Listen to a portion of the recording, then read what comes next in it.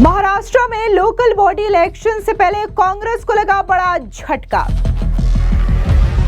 पुणे के पूर्व मेयर दिलीप बराठे और पूर्व कांग्रेस पार्षद अभिजीत शिवरकर बीजेपी में हुए शामिल।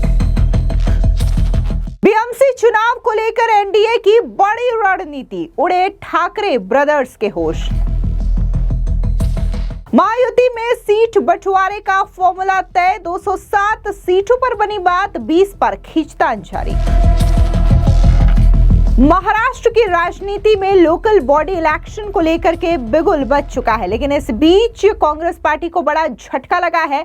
दो दिग्गज नेताओं ने बीजेपी का दामन थाम लिया है, जिससे बीजेपी राज्य में और भी ज्यादा मजबूत हो गई है, तो वहीं कांग्रेस जो है वो कमजोर होती हुई दिखाई दे रही है। दरअसल पुणे के पूर्व मेयर दिलीप बराठे और पूर्व कांग्रेस पार्षद अभिजीत शिवरकर बीजेपी में शामिल हो गए हैं। इन सब के बीच में बीएमसी चुनाव को लेकर कि एनडीए ने भी मजबूत रणनीति बना ली है, जिसने ठाकरे ब्रदर्स को भी सख्ते में डाल दिया है। दरअसल आपको बता दें कि महायुति ने सीट बंटवारे का फॉर्मूला तय कर लिया है। बीएमसी में 207 सीटों पर महायुति में सहमति बन गई है, लेकिन 20 सीटों को लेकर के अभी भी विचार चल रहा है। बता दें कि बीएमसी चुनाव के लिए महायुति में सीट शेयरिंग का फॉर्मूला लगभग तय हो गया है। 227 में से 207 पर सहमति बन गई है। अब सिर्फ 20 सीटों को लेकर के खींचतान चल रही है। सोमवार को बीजेपी और शिवसेना उम्मीदवारों की घोषणा कर सकती है। इस बीच महाराष्ट्र में नगर निगम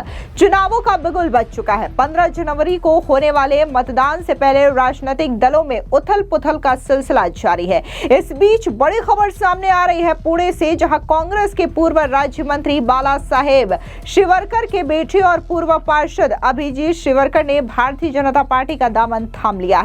उनके साथ पूर्व महापौर दिलीप बराठे भी बीजेपी में शामिल हो गए हैं। बता दें कि लोकल बॉडी इलेक्शन से पहले महाराष्ट्र की राजनीति में यह बड़ा उलटफेर बीजेपी की स्थिति को राज्य में और भी ज्यादा मजबूत कर रहा है, तो वहीं कांग्रेस को कमजोर। ऐसी अटकलें लगाई जा रही है कि बीजेपी बनवाड़ी क्षेत्र से अभिजीत शिवरकर को कांग्रेस में शामिल हुए प्रशांत जगताप के खिलाफ चुनावी मैदान में उतार सकती है।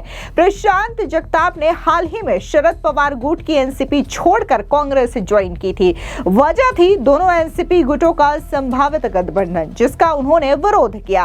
दूसरी ओर अभिजीत शिवरकर का बीजेपी में शामिल होना कांग्रेस के लिए पहले से झटका था, लेकिन अगर अब बीजेपी उन्हें जगताप के खिलाफ मैदान में उतारती है तो ये बनवाड़ी में सीधा मुकाबला होगा।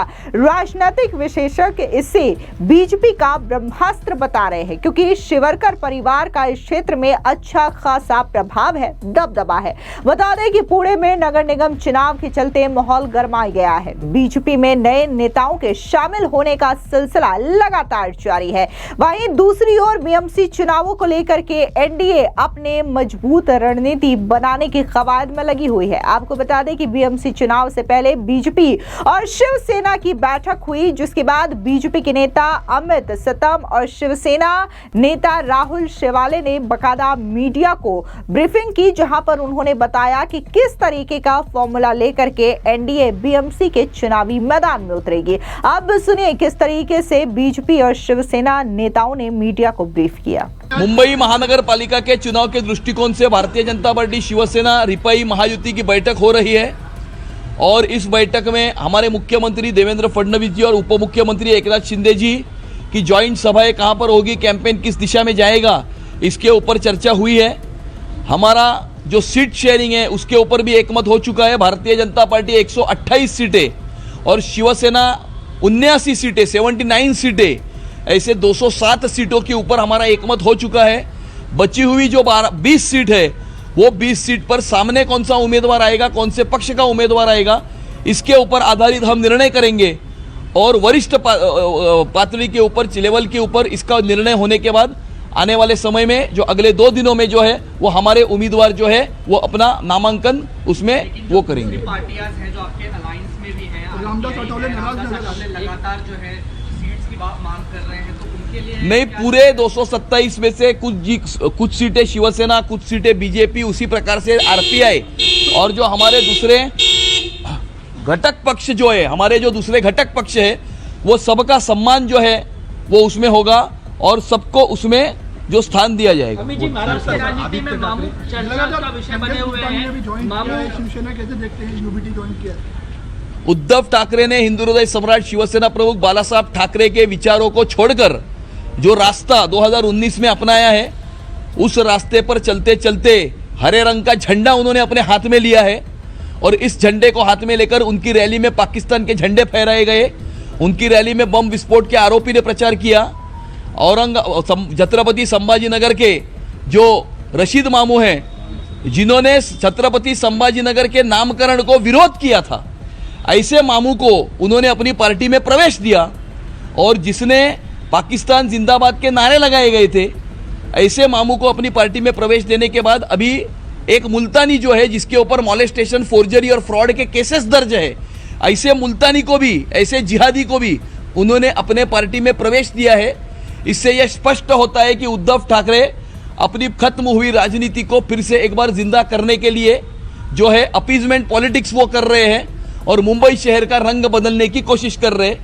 लेकिन भारतीय जनता पार्टी, शिवसेना और आरपीआई की जो महायुति है, वो आने वाले समय में हिंदुत्व का भगवा झंडा इस मुंबई की महानगर पालिका पर फहराएगी। और मुंबई शहर का विकास जब हो रहा है तो मुंबई शहर को सुरक्षित रखने के दृष्टिकोण से भी आगे कार्रवाई करेगी। सर, आज यहाँ पे जैसे मुंबई भाजपा अध्यक्ष अमित जी ने जैसे कहा, हमारा जो चर्चा के अंतिम स्वरूप में अभी जा रही है और इसमें भाजपा 128 और शिवसेना 79 ये सीटों पे ऊपर हमारी आम सहमति हुई है। और जो बची हुई 20 सीटें, उसके बारे में चीफ मिनिस्टर और डिप्टी चीफ मिनिस्टर दोनों इसके बारे में, हमारे जो सीनियर लीडर है उसके बारे में निर्णय लेंगे। और जल्द ही कल या परसों तक हमारे जो गठबंधन है, जो सीट शेयरिंग है, उसकी भी जो भी इंफॉर्मेशन है वो हमारे माननीय मुख्यमंत्री और माननीय उप मुख्यमंत्री दोनों प्रेस के सामने देंगे।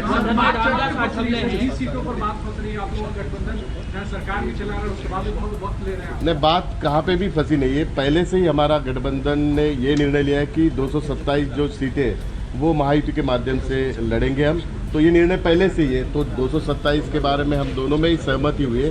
रह गई बात जो सीट बंटवारे की, उसके बारे में आज सामने का जो भी राजकीय परिस्थिति है, जो पॉलिटिकल सिचुएशन है, उस हिसाब से हम लोग डिसीजन ले रहे हैं। इसके लिए जो 20 सीटें जो डिस्कशन को रखी है, आने वाले 1-2 दिन में जो पॉलिटिकल सिचुएशन है, उस हिसाब से हम लोग दोनों के बीच में उसका शेयरिंग करके फाइनल जो आंकड़ा है वो आपके सामने रखेंगे। वहीं दूसरी ओर शिवसेना यूबीटी के सांसद संजय राउत पूरी तरीके से भड़के हुए हैं। आपको बता दें कि जिस तरीके से दिग्विजय सिंह ने आरएसएस की तारीफ की है, ये बात संजय राउत को रास नहीं आई है। उन्होंने क्या कुछ इस मामले में कहा है, सुनिए। बात ऐसी है, जिस आरएसएस ने कभी देश के स्वतंत्रता संग्राम में सहभाग नहीं लिया,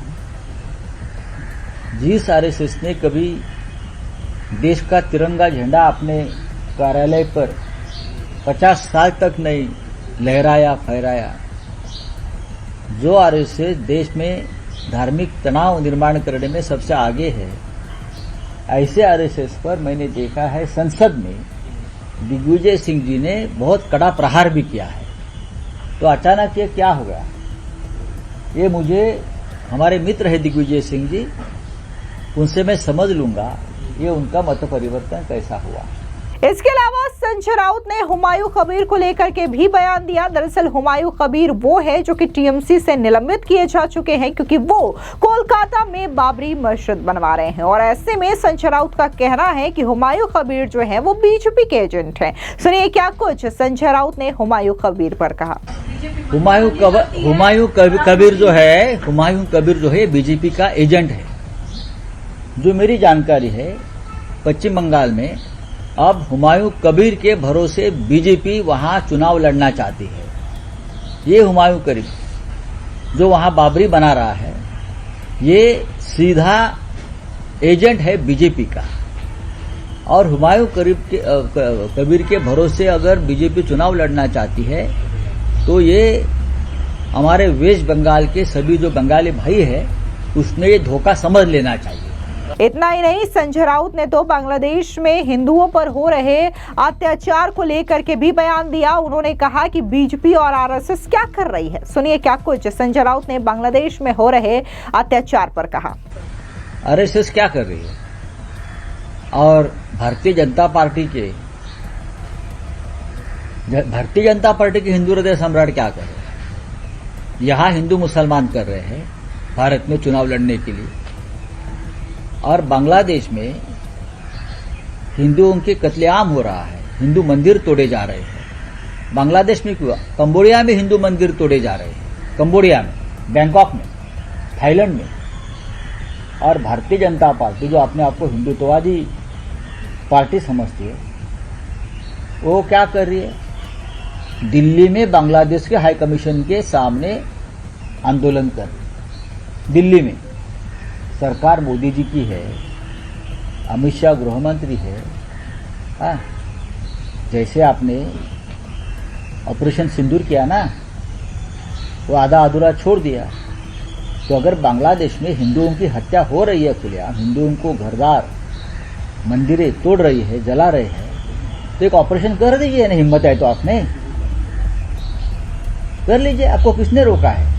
ये ढोंगी हिंदुत्ववादी है, ये असली हिंदू नहीं है, ये बोगस लोग हैं। ये राजनीति के लिए हिंदुत्व का प्रयोग और उपयोग करते हैं। Thank you. आपको बता दें कि बीएमसी चुनाव 15 जनवरी को होने वाला है और सत्तारूढ़ एनडीए यानी कि महायुति गठबंधन पूरी ताकत से तैयारी कर रही है।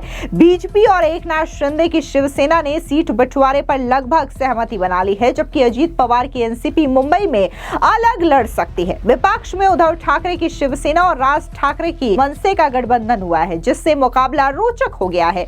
बीएमसी की 227 सीटों के लिए महायुति गठबंधन ने अपनी रणनीति लगभग फाइनल कर ली है। सूत्रों का कहना है कि जिस हिसाब से एनडीए ने रणनीति बनाई है, इसने ठाकरे ब्रदर्स को टेंशन में डाल दिया है। बता दें कि करीब 200 सीटों पर सहमति बन चुकी है और बाकी की सीटों को लेकर के चर्चा चल रही है। मुख्यमंत्री देवेंद्र फडणवीस और उप मुख्यमंत्री एकनाथ शिंदे ने कई दौर की बैठकों में इस फॉर्मूले को आकार दिया है। महायुति का लक्ष्य है मुंबई की सत्ता पर कब्जा करना। देखना दिलचस्प होगा कि 15 जनवरी को जब चुनाव होते हैं तो उसके बाद परिणाम क्या होते हैं। फिलहाल इस पूरी खबर पर आपकी क्या राय है, कमेंट सेक्शन में जरूर बताएं। धन्यवाद।